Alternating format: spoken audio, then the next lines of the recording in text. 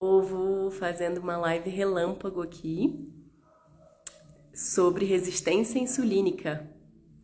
Então vamos falar um pouquinho sobre isso, sobre esse tema que está tão em voga e que muitas pessoas acabam aderindo a hábitos alimentares incorretos para tentar reverter, sem saber que no longo prazo esses hábitos podem ser piores. E sim, eu estou falando da dieta low carb. Então, vou explicar o porquê que a low carb não é a maneira da gente reverter resistência insulínica. E vou explicar também como que a gente sabe, dar alguns parâmetros, né? De como que a gente sabe que a gente tem resistência insulínica, tá? Então, primeiro para vocês aí que estão entrando, boas-vindas, gratidão pela presença. Muito bom de vê-los. Eu sei que é uma live relâmpago, né? Então, não necessariamente vão comparecer todas as pessoas que poderiam comparecer, mas não tem problema, vai ficar salvo depois. E, inclusive, vou postar no YouTube, tá? Bom, então vamos lá. Resistência insulínica, né, gente? É um quadro que acaba afetando muitas pessoas e é, inclusive, a resistência insulínica que pode vir a trazer quadros de diabetes, tá? Então, a gente tem que lembrar que a resistência insulínica também tem correlação com várias outras propensões, doenças crônicas por aí. Mas a gente vai focar na questão do diabetes e a gente vai focar em como reverter isso, tá? Então, vim falar rapidamente porque eu sinto que muitas pessoas têm medo de comer fruta, têm medo de uma alimentação com mais carboidratos. E quando eu falo carboidrato, gente, a gente tem que lembrar que existem tipos e tipos de carboidratos. Eu não sou a favor de carboidrato processado, não sou a favor de arroz, muito menos branco, não sou a favor de batata inglesa, não sou a favor de pães, massas, biscoitos. Todos esses carboidratos processados são péssimos e sim, a longo prazo, não só causam inflamação como resistência insulínica, tá bom? Mas a gente está falando aqui de uma alimentação que tem mais carboidratos na sua origem original e dos carboidratos em que seres humanos podem consumir e digerem bem, têm as enzimas para fazer a digestão deles. Quando a gente fala sobre eles, a gente fala sobre principalmente frutas e vegetais, tá? Então, a resistência insulínica, ela é derivada de basicamente 2 pontos, tá? Excesso de gordura e excesso de proteína. Que a maior parte das pessoas hoje em dia vive consumindo excesso de gordura e excesso de proteína. E, obviamente, alimentos processados, né? Então, os carboidratos processados que eu comentei. Então, esses 3 são os que vão gerar resistência insulínica, tá bom? Então, qual é o cálculo? Para todo mundo saber, gente, existem pesquisas profundas, inclusive indico a leitura de um livro que é um dos melhores livros nessa área, que conseguiu apanhar várias pesquisas atualizadas e, inclusive, desmistificar pesquisas que falam a favor, né, do low carb, do high fat, né, da alimentação de mais gordura, da alimentação paleo, keto e por aí vai, demonstrando o como essas pesquisas estão falhas ou como elas omitem algumas informações, tá?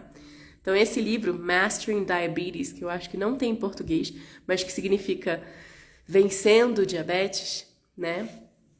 É muito bom, fala bastante sobre isso, dá esse apanhado. E ele relembra esses pontos que eu já trouxe aqui, de que a maior correlação, né? E, na verdade, a razão de resistência insulínica tem a ver com excesso de proteína e excesso de gordura, tá?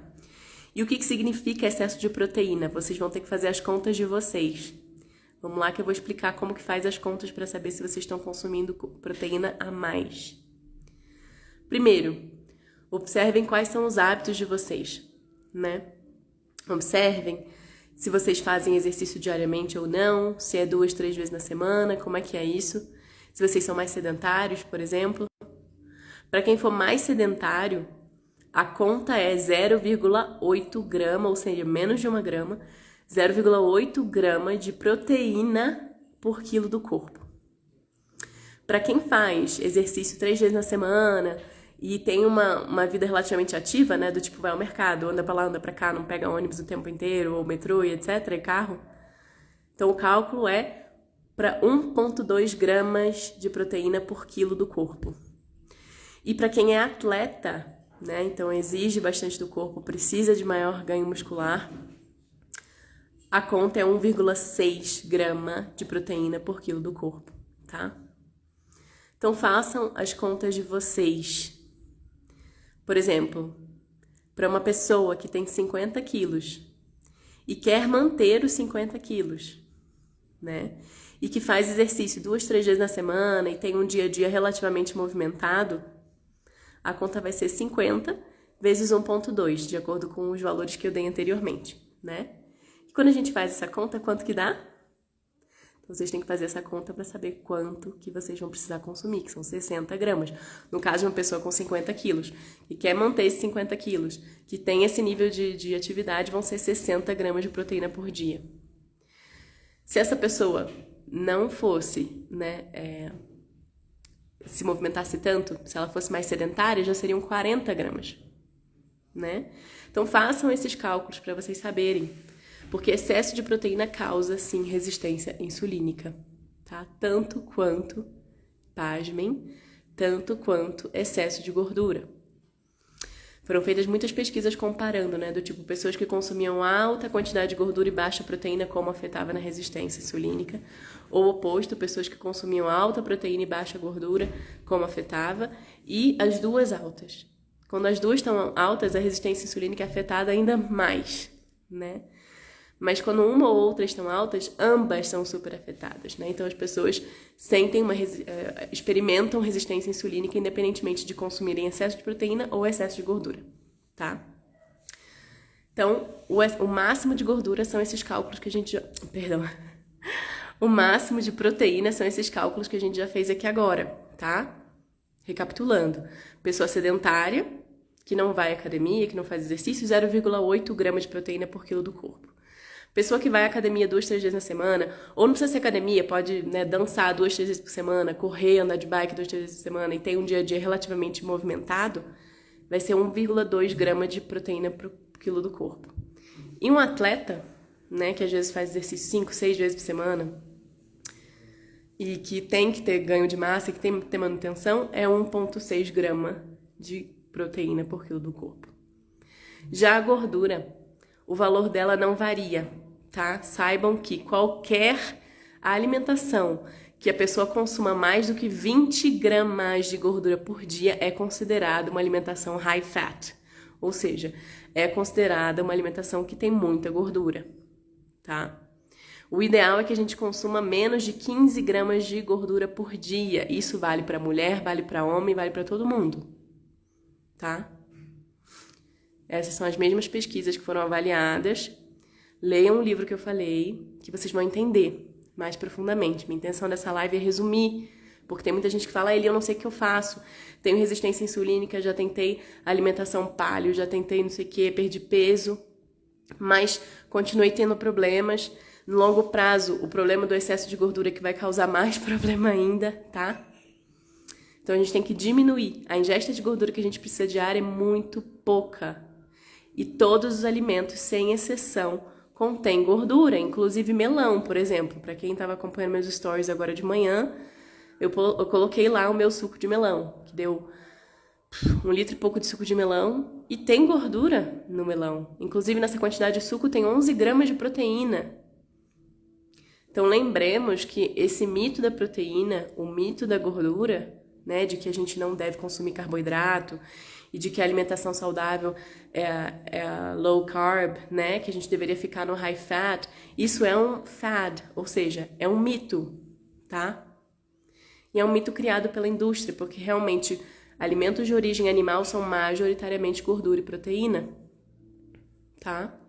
Então a gente tem que prestar atenção e, inclusive, a gente lembrar que dentro do ramo do conceito de gorduras, óleos são péssimos, inclusive azeite e óleo de coco. Eles são extraídos de um alimento inteiro.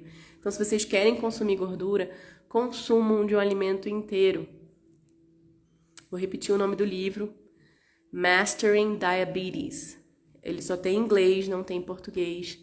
Depois, para quem quiser, entre em contato comigo. Eu vou, na verdade, quando eu postar no YouTube, postar aqui no Instagram, eu vou colocar lá o nome, né, o título do livro, e vou colocar também os autores, tá? Para vocês depois procurarem.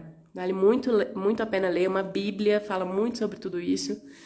E, voltando, para a gente conseguir reverter resistência insulínica, é a gente voltar para a alimentação original do ser humano, que é high carb. Só que carboidrato não é pão, não é arroz, não é batata, não é milho, tá? Carboidratos são frutas e vegetais. Então, esse tipo de alimentação, somado ao jejum intermitente, ou até fazer um jejum de 24 horas por semana, um de 36 horas a cada 2 semanas ou um mês, ou mesmo de 48 horas, de vez em quando estender um pouco mais, tudo isso ajuda a reverter resistência insulínica, além dos exercícios, tá? E resistência insulínica tem a ver com os hábitos também. Quem dorme pouco, quem dorme mal, a gente acaba levando o nosso corpo a um limite. Então, a gente tem que saber que a nossa alimentação vai fazer até um certo ponto. Se a gente não aderir a outros hábitos, a gente não vai sair daquele ponto, tá? Então, é isso que eu queria trazer hoje. Eu queria trazer esse apanhado para explicar como reverter resistência insulínica. E eu quero que vocês aproveitem e olhem nos exames de vocês. Eu vou dar 2 pontos aqui, claro que existem outros. Mas eu vou dar 2 pontos, na verdade 3, para vocês olharem no exame de sangue de vocês e verem os valores. Ácido úrico. Mulheres acima de 4 estão com resistência insulínica. Homens acima de 5 estão com resistência insulínica. Gama GT acima de 20 ou 30, propensão à resistência insulínica e várias outras doenças crônicas também, tá? E também mais um, que é o A1C. Em português eles colocam H antes, então fica HA1C, esse valor. Tem que estar abaixo de 5,7. Se tiver 5,7, já é pré-diabetes, tá bom? É uma resistência insulínica muito forte. Então, o ideal é que esteja em 5, né? 5,1, tá? Então, observem esses valores nos exames de sangue de vocês. Infelizmente, saibam que todos aqueles valores de referência de exame de sangue, gente, aquilo não é valor para a gente saber saúde. Aquilo é uma estatística populacional. Não é valor para a gente considerar valor para saúde, tá? Se você tá com um valor que tá dentro ali daquele valor de referência, não necessariamente esse valor é bom, né? Não significa que você tá bem, porque isso basicamente mostra a sua estatística, se você tá dentro da estatística populacional. Não indica saúde. Então saibam ler os exames de sangue de vocês, estudem mais, busquem mais, consultem com profissionais que são bons na área do que eles fazem. Fujam de profissionais que estão indo para cima da alimentação que é high fat, da alimentação paleo, keto e etc.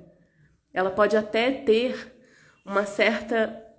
A gente pode até observar as pessoas tendo certos efeitos positivos a curto prazo, perda de peso. E claro que quando a gente perde peso, a gente diminui também, pode diminuir a nossa resistência insulínica. Só que no longo prazo, a dieta cetogênica faz o oposto, tá? Seja ela paleo, seja ela de outros, seja ela cetogênica vegana, não importa, tá? Então, é isso. A gente tem que realmente conseguir fugir desses valores, que são valores tidos como referência, que não necessariamente significam valores de saúde. Tendo isso dito, eu vou encerrar por aqui, porque a minha intenção era fazer essa live relâmpago, curtinha, né, pra ficar uma coisa fácil de vocês absorverem. Deixa eu ver quanto tempo que ficou aqui de live. 14 minutos, ó. 15. Então, acho que tá ótimo, né? Dá pra gente resumir bastante coisa aqui. E agradeço muito a vocês. Gratidão pela presença.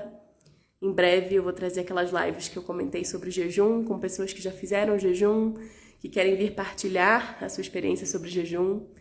Porque jejum, sim, é mais uma das grandes ferramentas pra gente fugir dessa resistência insulínica. E não só isso.